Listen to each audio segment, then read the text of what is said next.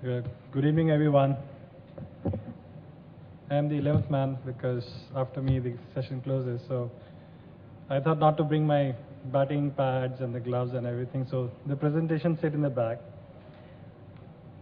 I'll take 5 minutes of your time, probably share my experience. I don't know whom I'm talking to, whether you're entrepreneurs, whether you're researchers, whether you're academicians. So I can't orient myself. So best thing I can do is dump my experience and see if there's something useful.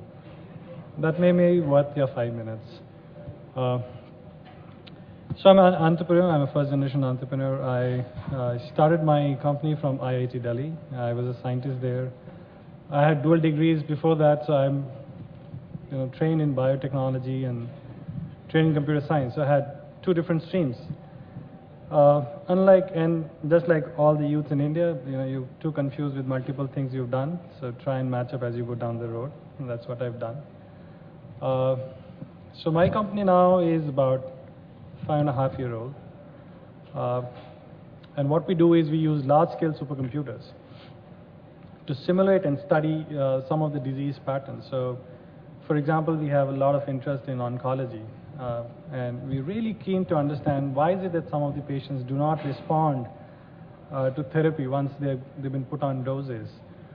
And no matter what you and I may think of, we're not 20, 30, 40-year-old. We are a system which was perfected over billions of years.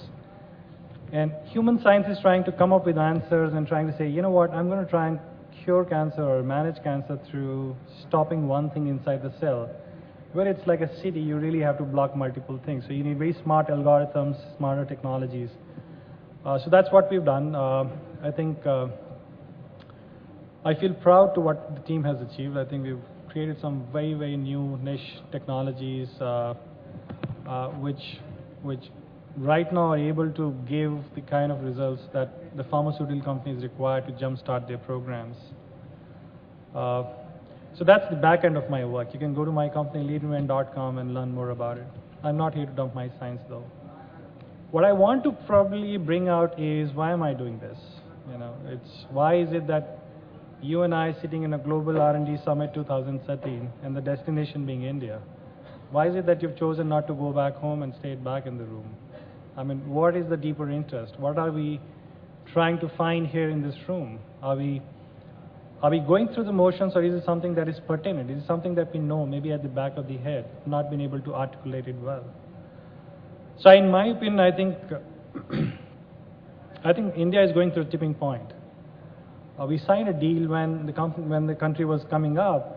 We went to the United Nations and said, you know what, we were recently independent country and we want support. And they said, fair enough.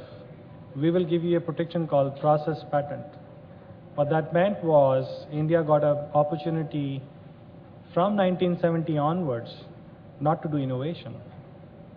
We said we can't do innovations. And the world said, fair enough, don't do innovation. You can copy our innovation. And that was what was given to us from 1970. It's called the TRIPS agreement. But the deal was that it will get over by 2005. So you can look at somebody else's innovation, produce it in India, and sell it in the mass market. And that's what we did. So there was no innovation. But now is the time. 2005 has gone back. And India needs to innovate. If you really need to be on the curve, if tomorrow Genentech finds a new drug that fights cancer like anything, you and I have to pay dollar money for that. We don't have insurance system in India that can support healthcare for 1 billion+ people.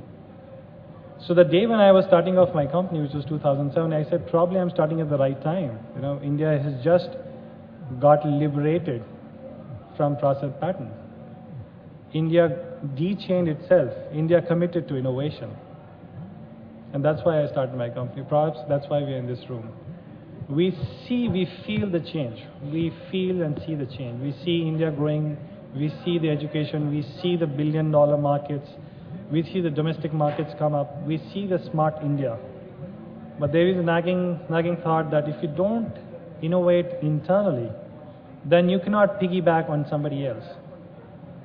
I'll tell you a small story and conclude with that. It's not a story, it's a joke. It's always nice to conclude with a laughing face.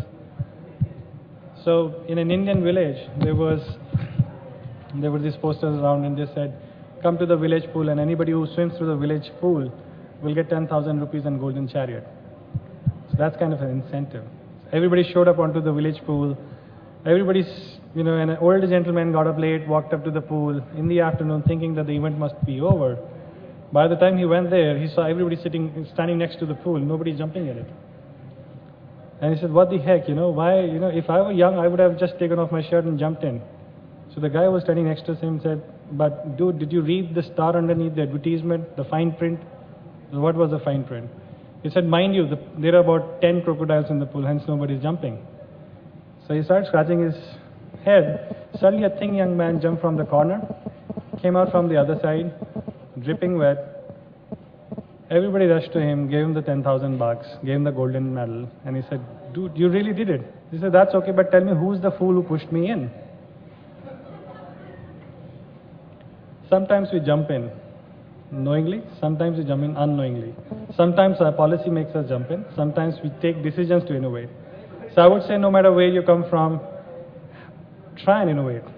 That the only way we can turn this nation is, let's not be a service nation, let's be a product nation. Thank you.